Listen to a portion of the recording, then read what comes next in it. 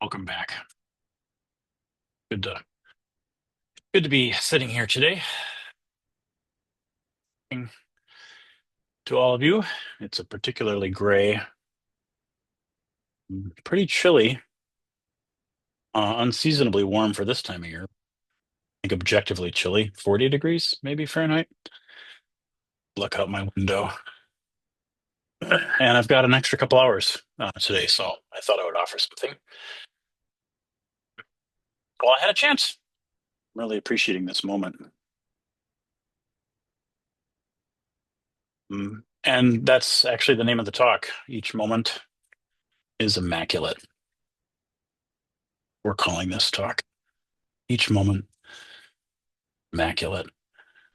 You can look up Immaculate if you want.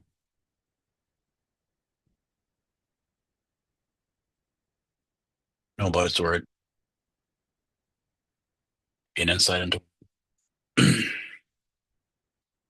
that could really be the whole talk. Each moment is immaculate.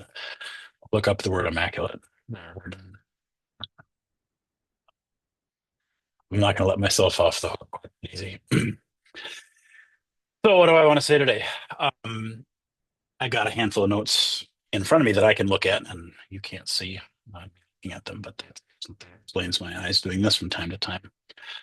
And they help me from wandering too far from my central point, which is something I think most folks know who have at least some familiarity um, with Zen Buddhism and the teaching of Zen Buddhism. Zen is sort of famous for teaching ordinariness, actually. Everydayness is a word that oftentimes was used by our teachers, everydayness, ordinariness.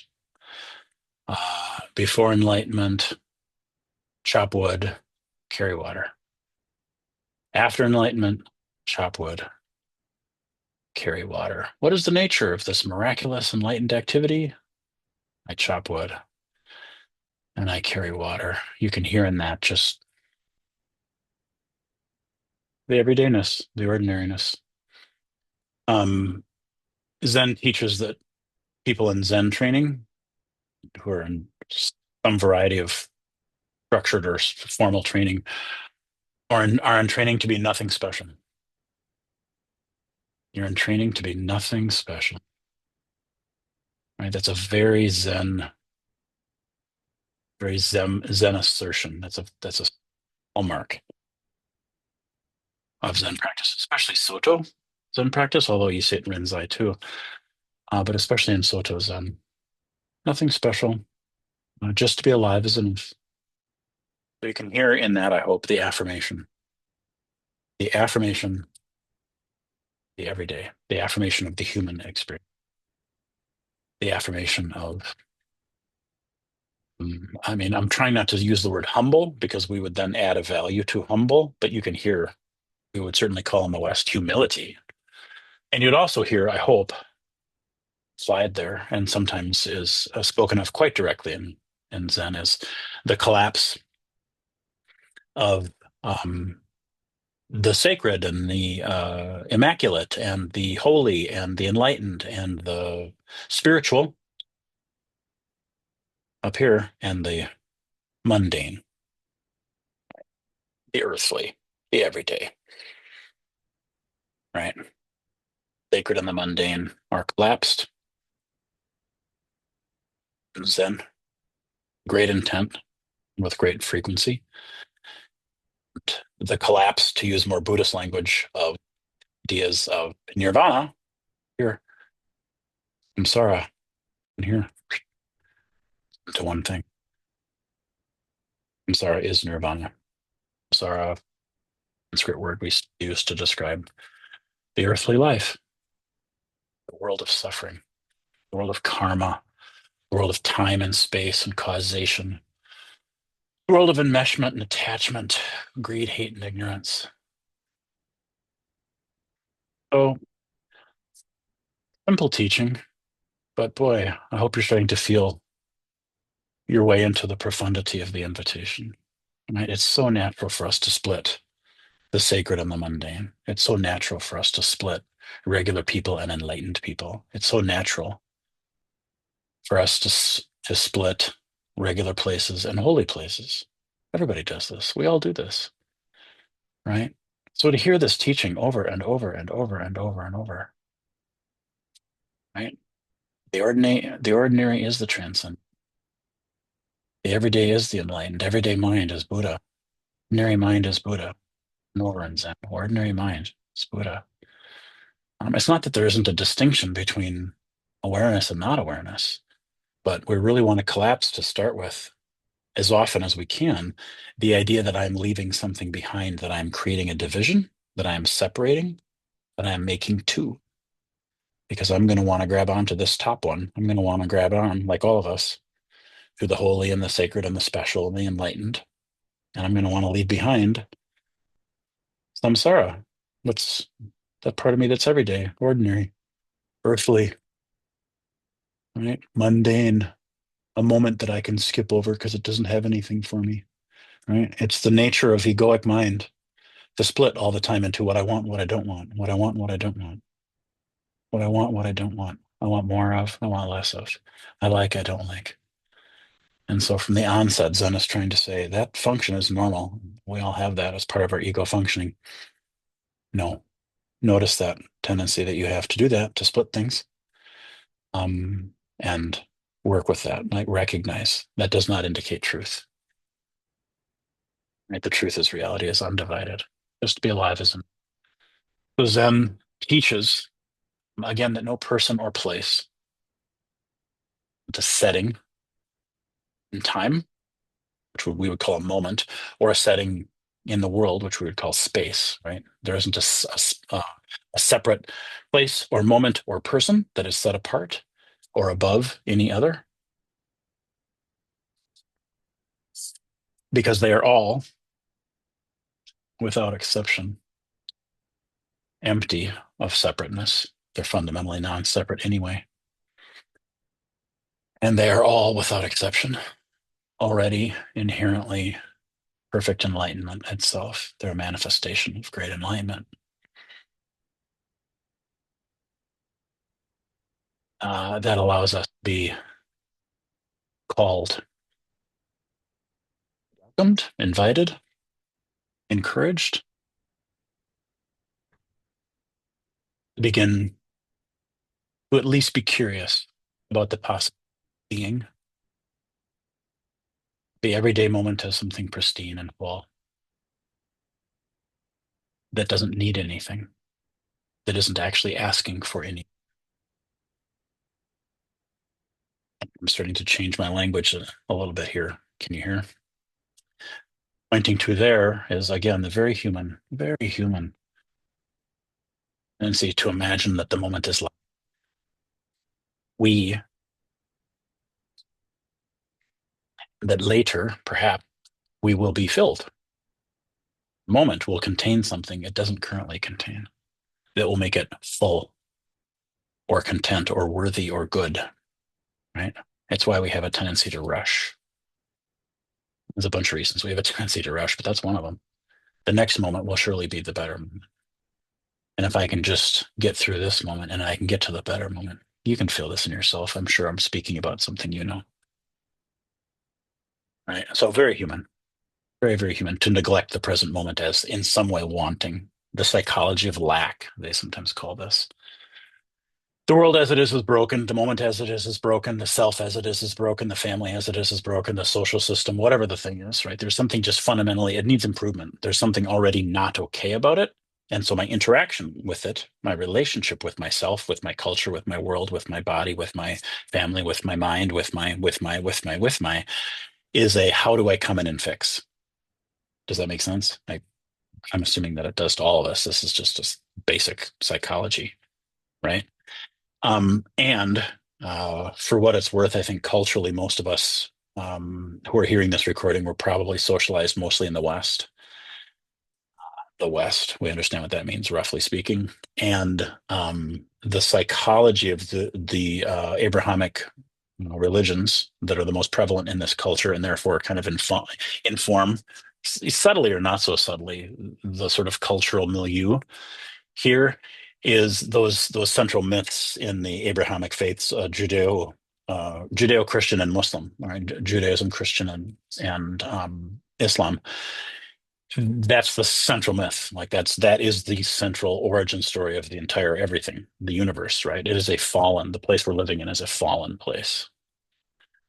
It was perfect, but then we messed it up, and so it is a fallen place. And so the best we can hope for is a relationship of trying to improve. I'm going to try to improve the thing to get right. It's part of the salvation project. So I'm not going down that road today, but you understand what we're talking about. This this thing that I am part of is fundamentally not okay, and it needs to be restored to okay. It needs to be redeemed. It needs to be improved. It needs to be fixed. It needs to be. It needs to be. It needs to be right. We see this all over the place.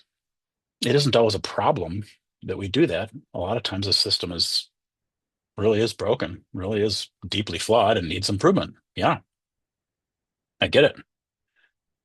I get it.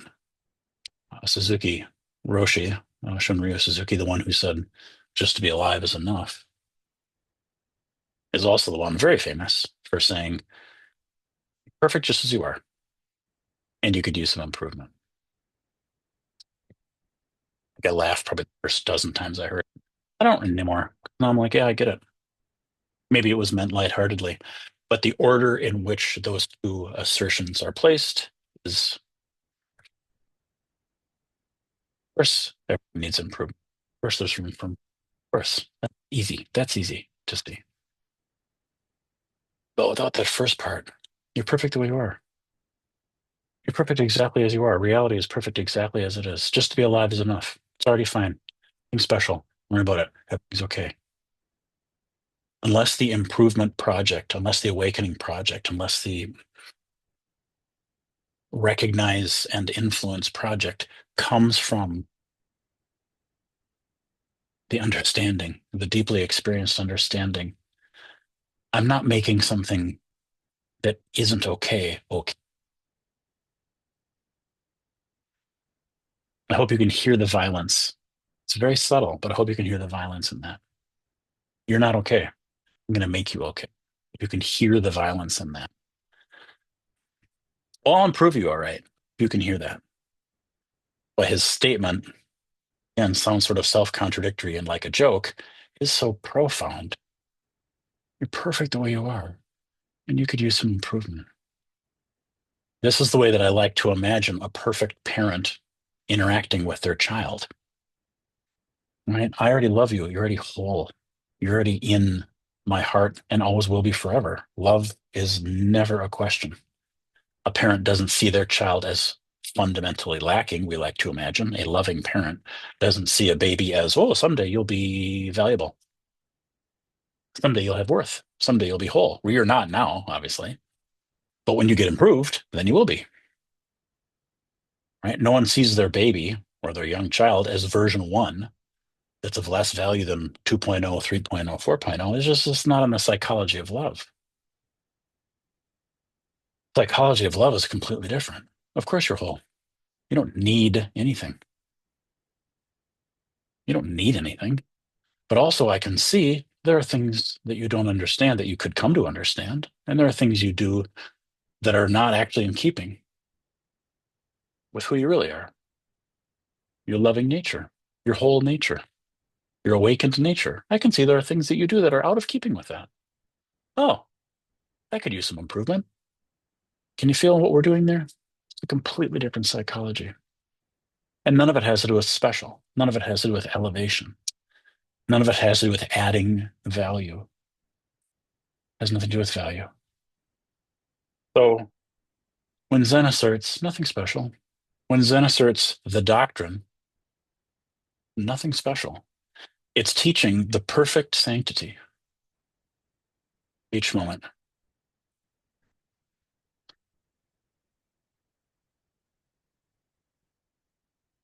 Doctrine of nothing special asserts that each instant of ultimate importance and inviolability. ultimate importance and inviolability. Each moment is complete. Each moment is eternal. Not accidentally give a talk about right now. Eternal, of course, doesn't mean lasting forever. Eternal means now.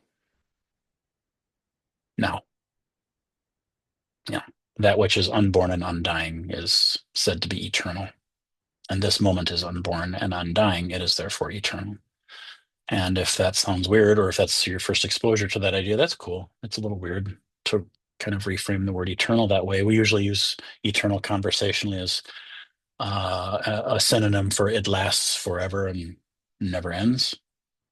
No, if you actually look it up, that's not the definition. Eternal, especially in spiritual teachings, does not mean it lasts forever. That doesn't make sense. What it does mean is it doesn't have a beginning or an end. There's a difference. It doesn't have an arising and it doesn't have a ceasing. And if that is a confusing idea, which it is for a lot of us, it's a very different way of seeing time. I encourage you to actually do the exercise, um, the awareness exercise that Zen's been recommending for thousands of years, which is see if you can find the beginning of this moment. Just look for the thing. Look for the beginning of this moment. Just find it. You believe in it. It must have a beginning. If it has an end, then it has to have a length in order to exist in time. And you think you exist in time, and you very much believe in the past, and you very much believe in the future. Therefore, you very much believe in time, and you believe this moment is coming from a previous moment and going to a future moment. That's how we all understand time. So go ahead, as Zen would encourage you to do, sit down, cross your legs, and see if you can find it. See if you can find a beginning to this moment, the moment that the instant this moment was born, and see if you can find the end. It's a wonderful exercise. Do it. Do it with frequency. Even when you discover for yourself what you already know you're going to discover, of course you can't find it. It's not there. There is only now. There only ever has been now. It's nice to repeat this kind of exercise so that it starts to seep down into our bones. Eternity isn't an idea, and it's not later, and it isn't a long time. I'm never, ever, ever, ever separate from it. In fact, it's my nature. It's the nature of consciousness itself. So,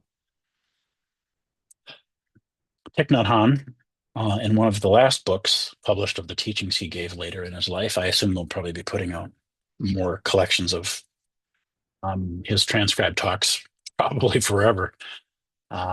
He was very generous in that way and gave many, many, many of them. But in the book that they published recently called Reincarnation, there's a little passage I'll read for you. Thich Nhat Hanh said, many philosophers and scientists alike have claimed that consciousness has a cinematographic, cinematographic, cinematographic. I'm not sure how to pronounce that word. And of course, English wasn't his first language. It was probably like his fifth. I forget how many languages he's. Anyway, we're going to say cinema. I want to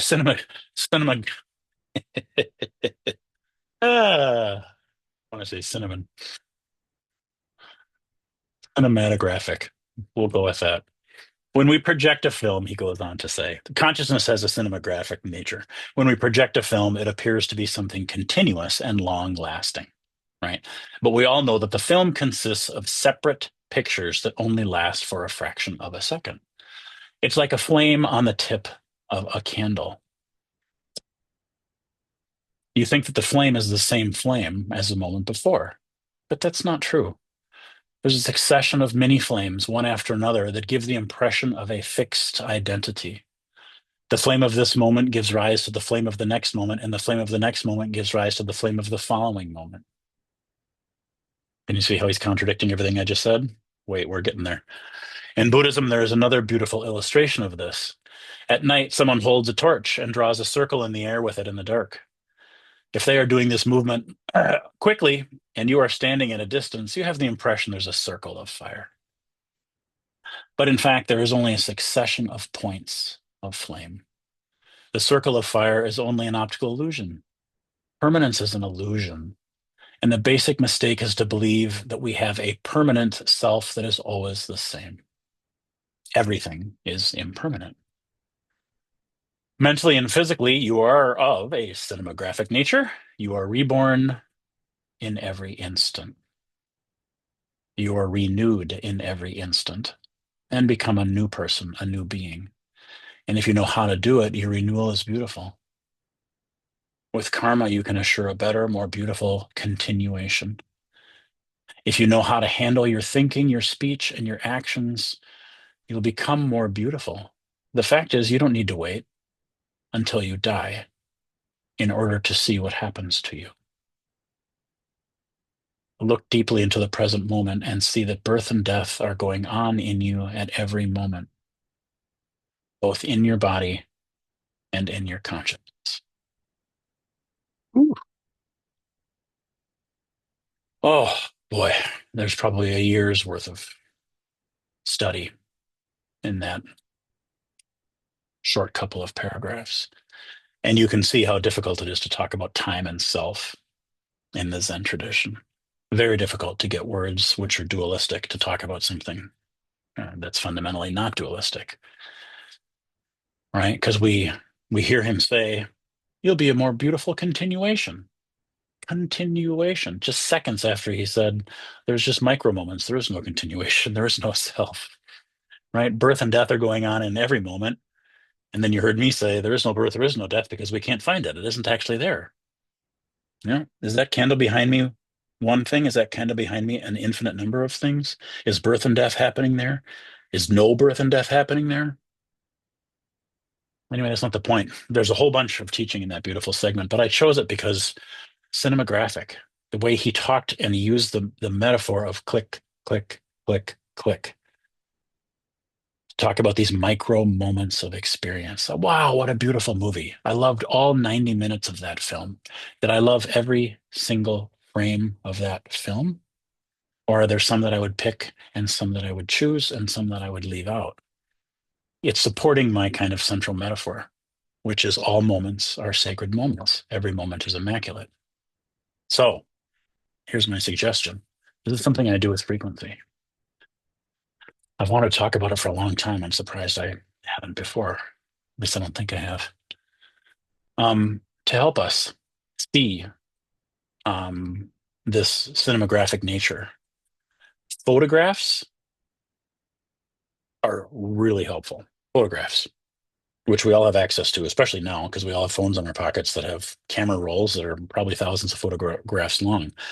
So photographs really help us, especially candid photographs, right? And especially ones that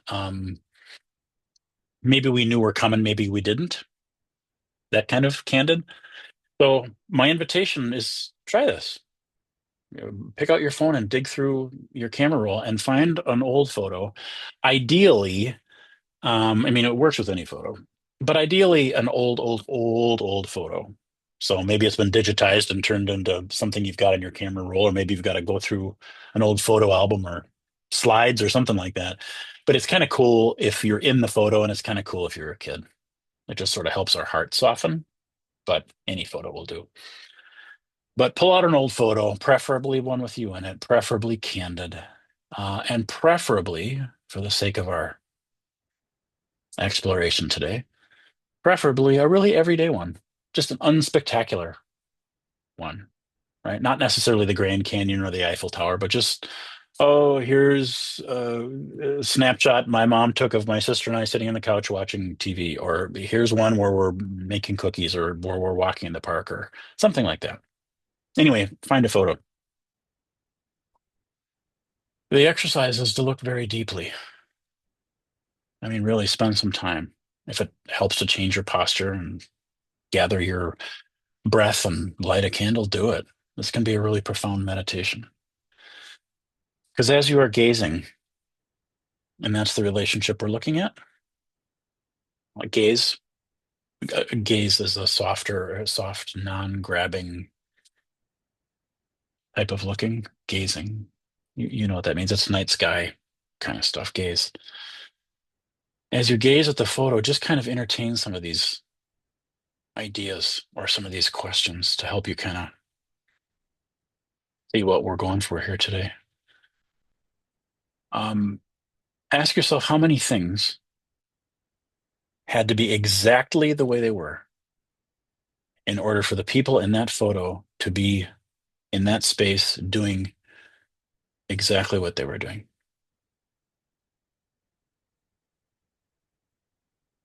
Think about this sometimes as if $1 trillion, an infinite amount of money, and someone showed me that photo of the walk in the park with my sister when I was 10 and she was 7 and said, I want you to recreate this photograph.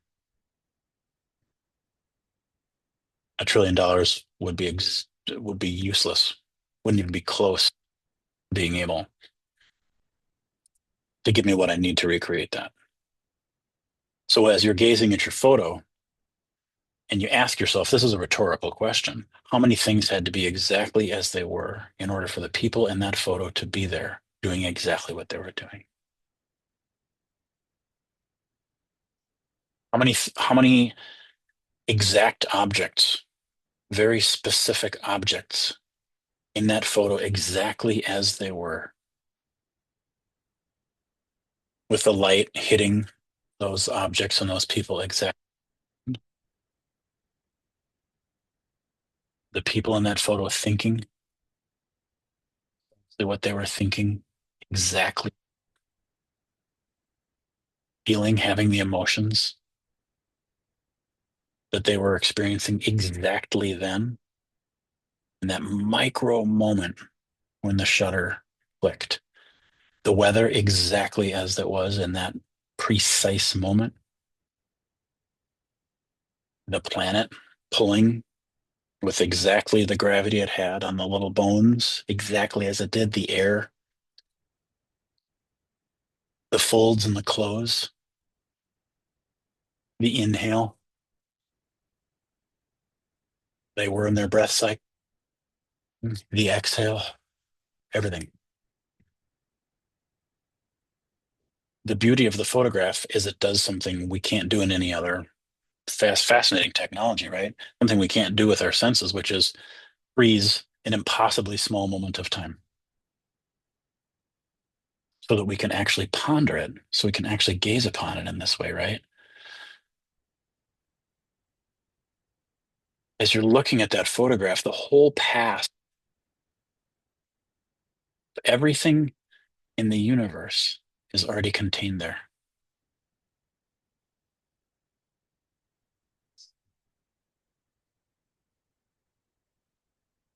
In that moment, everything that had ever happened up until that moment is already taken care of. All the births, all the deaths, everything organized perfectly. And it had already happened just so, locked in eternity, right? Locked safe in the eternity of the present of the photo. Even if you think of the photo representing the past, it contains you looking at it now, it contains you looking at it now, the immaculate moment of the present, already locked into the safety of the eternal past. This breath arising in you as you look at this image, continuing to arise, this fresh flame, to use Thich Nhat Hanh's metaphor, exactly brand new, completely unconditioned, no karma at all, and exactly a continuation that contains all of the karma at exactly the same moment, a continuation, a completely new beginning, no birth, no death, a birth and a death, no division, no division anywhere to be, no separate anywhere to be, not separate. You're containing it in your sense field right now by looking at it. And it is complete. It contains everything that created it, which is everything. No separation can be found anywhere, ever, right? And so instead of the photo being the still thing, right? We always think like the photo is the still thing, and I'm the movement. I'm the moving thing that's observing the still thing. That's cool. That works. But just for this exercise, switch them. Try seeing the opposite. That you right now are the quiet, spacious, still observer. You're completely outside. You, through this image, are looking deeply into a fraction of one moment. And you're looking at that fraction of one moment in the middle of an activity. Remember, the people in the photograph are right in the middle of doing something. They're in time, right? And you're looking at them from a place of clarity and spaciousness. And you're looking at them from a place of focus. And you're looking at the people in this photo from a place of gentle and kind understanding. You're a spiritual, you are bearing witness to human beings having a human experience. People you're looking at, they were caught in time. They were lost in their autopilots. They were acting from the momentum, right? Of all their ego defenses entirely, or at least mostly entirely, most of the time, unaware, probably, of what they were feeling, what they were needing, what they were thinking about, what they were running toward in their life, what they were running away from, what they were trying to grab onto. They were just regular people in a regular moment having a regular human experience. Can you sort of see that as you look at them? You're in such a spacious place right now. You're like, oh, all of it's there. Everything I just listed is invisible, but you know it was present. Ego defenses and feelings and thoughts and desires and grasping and fear and all that stuff. They didn't know. They're just regular people. You are in the position of the still observer who sees what's happening in the world of their movement, right? They didn't know.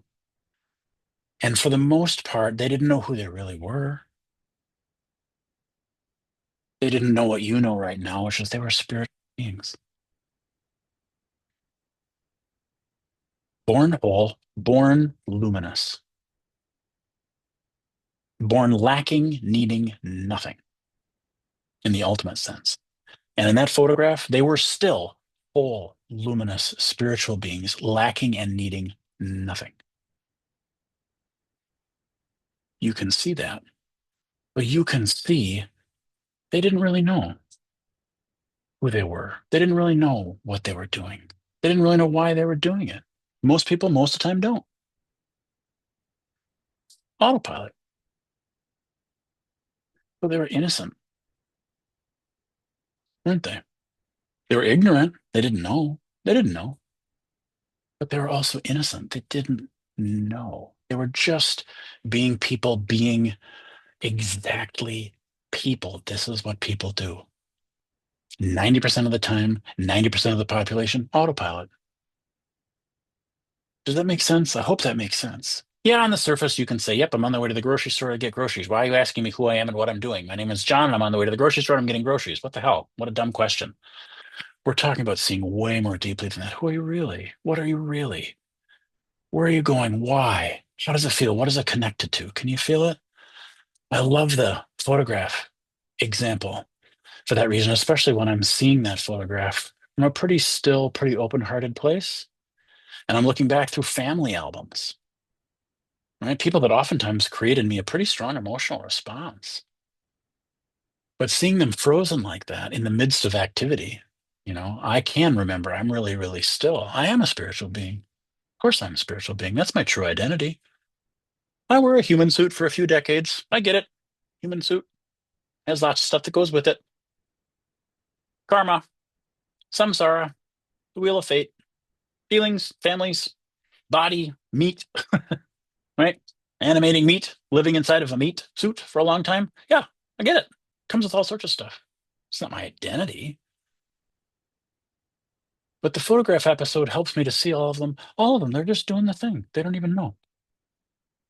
So this is a project for me. This little exercise is part of the project for me of affirming the everydayness. Every moment is an immaculate moment. So, oh, mm,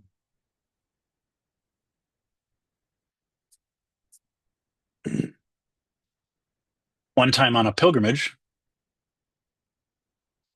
visiting with, I think, Africa. We gave everybody little geologist's loupe, Loupe. It's just a small, uh, here for myself, I do. It's just a strong magnifying glass, really strong magnifying glass, right? The geologists use, they put one in their pocket, or a jeweler. Jewelers use them too. They just keep one. It's just a really strong, quite small magnifying glass for like looking at a jewel, or looking at a diamond, or, a precious stone or something as a jeweler, or as a geologist being able to zero in on just a particular part of a stone to just sort of see the nature of how coarse it is and what it's made of and all this kind of stuff, right? We handed these out because we were really encouraging people to like be super, super curious about these micro landscapes to understand, help people see how deep the world goes. I don't know if anybody used them or not. It might not have been on my part. Um, I'm inspired by that. I have that little geologist loop and I have it by my seat. And sometimes I pick it up and I look at an everyday object, a book, a cup of tea, I don't know, the bell striker, whatever it is, cloth I'm wearing, something, my skin. And just for a few minutes, just kind of look, meditate on like, look at how zeroed in I can get on this little tiny layer of very particular fibers on this very particular shirt that I was wearing in this very particular day that came from a very particular plant. You couldn't reproduce 1 square inch of this exact shirt for all the money in the world. You could get one awfully close, but it wouldn't be this. And when you look at something like that through the loop, you see, oh, it's completely unique. It's been worn in exactly the way it's been worn. It was in the sun exactly as long as it was in the sun, so it faded exactly the amount that it faded. Wow.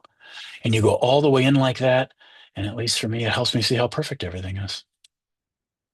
How perfect everything is. I'm not saying it doesn't need improvement. Suzuki was right. I'm saying how fundamentally perfect everything is. It's immaculate. All the little marks, the cuts, when you pick up an everyday object and look at it, use a magnifying glass, whatever it is you're holding in your hand, the little marks, little cuts, little stains on the tabletop or the shoe or the purse or the book or the keys or the pocket comb, whatever it is, the exactness of the curve, the grain of the fabric,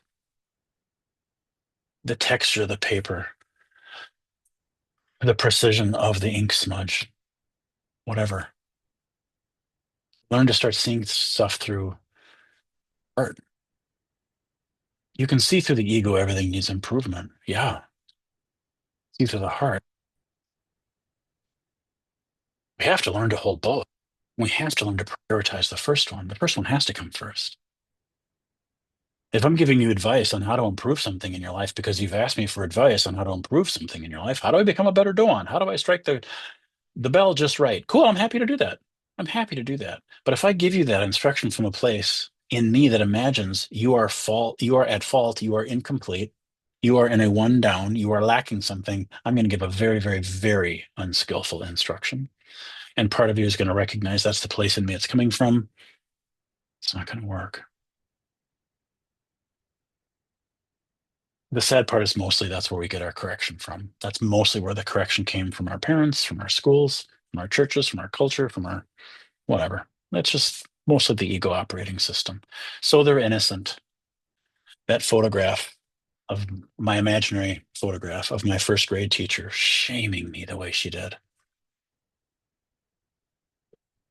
When I sit with an open heart and I look at the photograph in my mind's eye of that, I go, oh, that was also an immaculate moment. It contained great suffering, but it wasn't lacking anything.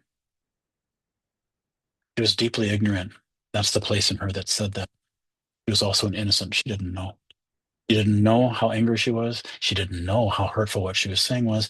And she didn't know the place in her that was coming alive in that moment. She literally didn't know. Maybe later in her life, maybe she looked back and went, oh my Lord, what did I do? I don't know. Not the point. The point is through the eye of the loop, by zeroing in, by using your heart, that's the real loop down here, right? That sees so deeply into something that you see it's precious. Oh, then we start to see clearly. If you're looking at something and you don't regard it as precious or holy, you are not looking deeply enough. That's what Zen means when they say the sanctity of the everyday. Each moment is immaculate. Chop wood, carry water. Nothing special. Is everything is special, obviously. And special becomes a loaded word that we have to throw out because special implies a value that goes up and down and it implies a uniqueness and a separateness. Zen has no time for that. It just won't acknowledge it. Vast universe, nothing holy is the direct quote from Zen scripture. All that really means is no separation. The kingdom of God is spread out upon the earth, right here, right here. You're wearing it, for God's sake. You're living inside of it. You're breathing it. You're seeing it. It's in your mouth. It's everything, right? The problem isn't that everything is holy. The problem is we're going to separate stuff and then we're going to have holy and not holy. So please don't do the separation. That's what nothing holy means. Don't separate something out because then heaven and earth are rent asunder. We don't want to do that. So William Blake, one of my favorite quotes of all time, fits perfectly here. Eternity is in love with the forms of time. We get to bring our favorite word back in, eternity, and how it's separate from the forms of time, karma, causality, humanity, the spiritual being having a human experience. Impermanent, change, change, change, change, change, change, change. Eternity, that is describing the relationship. Your spiritual nature, which is eternal, which is Buddha, outside of space, of time, originally unsullied, unstained, luminous, boundaryless, I don't know, all those things and none of them because words don't actually get there.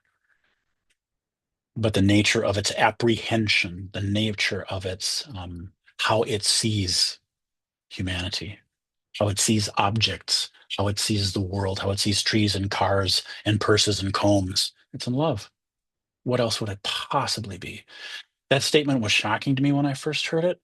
And some part of me very deep resonated. I can remember where in my body I felt it. I went, well, of course. Actually, it's the biggest duh ever. What else would spiritual apprehension look like other than love? Of course, that's what it is. Obviously, there is only one conceivable answer. Nothing else would make sense. Eternity decides which forms and time it likes and which ones it doesn't. We would know right away. No, that's not eternity. Doesn't sound like God to me. Doesn't sound like love to me. That's not what love does. Right? Mom likes some of her kids better than her others. You'd be like, nope, not love. Everybody knows this one. Everybody knows this one. We love the film, so we love every frame. Every frame. We affirm it. Every frame is hope. So I'm getting ready to wrap this thing up through the lens, the loupe, the heart, the clear seeing organ, I'll remember. The clear seeing organ. Through the lens of the heart, we can see that even the marks left by our mistakes, our moments of carelessness, our moments of unconsciousness, our moments of ignorance, they are specifically and they are exactly and they are precisely what and where and how they actually. I'm going to say that again because it's a weird sentence, but I mean every word of it. I wrote this one down. I'm reading it. Right. Even the marks left by our mistakes, moments of carelessness and unconsciousness and ignorance. Right. Remember our metaphor here is we're zooming in with a really big or a really strong magnifying glass to see all the little marks on our shirt and our comb and our purse and our shoes. All those little things. They are specifically and exactly and precisely what they are, where they are, how they are. These little tiny things. There's nothing is a mistake. How could it possibly be? It took the entire universe to make it. make that mistake in exactly the way you did, you'd have to recreate the entire universe in order to do that. Just like you'd have to recreate the entire universe in order to take that photograph again. How could it be? It isn't aberrant. It isn't something that doesn't belong. What is a mistake when it is seen with love?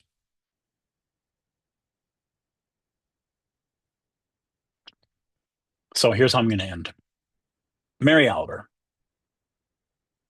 Mary Oliver, everybody's favorite poet, has a short poem called Moles. I think this is from her book, American Primitive. It was the first book of hers I bought because it won the Pulitzer. I think I'm correct about both of those things. I might not be. But anyway, short poem called Moles. We're going to concentrate on the last couple of lines, but I'll read the whole thing because it's short. Moles goes like this. Under the leaves, under the first loose levels of earth, they're there. Quick as beetles, blind as bats, shy as hares, but seen. Less than these. Traveling among the pale girders of apple root, rock shelf, nests of insects, and black pastures of bulbs, peppery and packed full of the sweetest food, spring flowers. Field after field, you can see the traceries of their long, lonely walks. Then the rains blur even this frail hint of them. So excitable, so plush, so willing to continue, generation after generation, accomplishing nothing but their brief physical lives as they live and die, pushing and shoving with their stubborn muzzles against the whole earth, finding it delicious.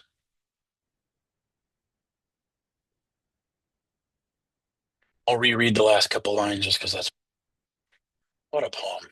Jeez. So excitable, so plush, so willing to continue generation after generation, accomplishing nothing.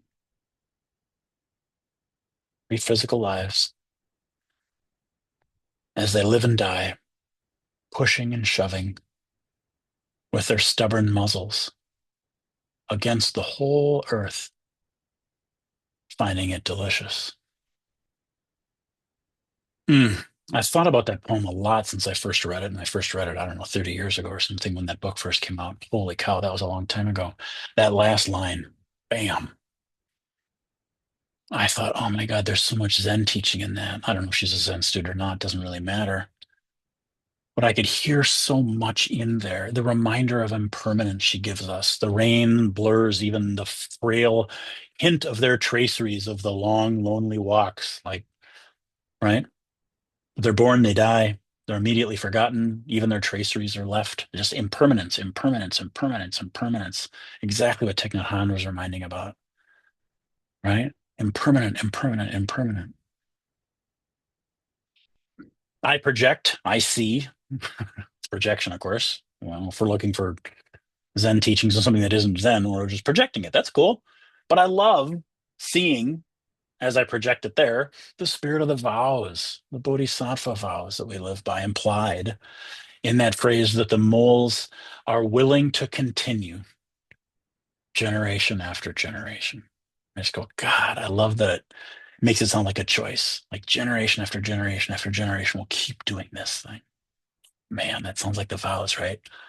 And I love the implied Zen teaching, right? Again, I'm projecting it, but the nothing special that we've been talking about this whole talk. The nothing special in the lines accomplishing nothing. That's the most Zen line ever. Accomplishing nothing. And lastly, and most importantly for our little theme today about each moment being immaculate, we hear the unconditional affirmation, the unconditional love affair, right? The moles get to be eternity. And they're in love with the whole thing because their muzzles are against the whole earth, finding it delicious. They just keep stubbornly pushing into the whole of the earth, finding it delicious. What an affirmation of the whole thing. Each of those moments, each of those photographs that you look at, each of the things you look at through your loupe, each of the breaths you take, that place where you go, oh, I'm pushing into all of it right now. Anything separate from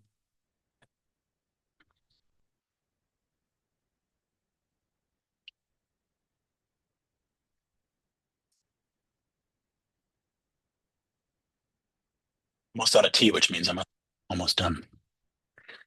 Zen teaches over and over things as it is, things as it is. It tells you to have no gaining idea in your practice, have no gaining idea in your awareness.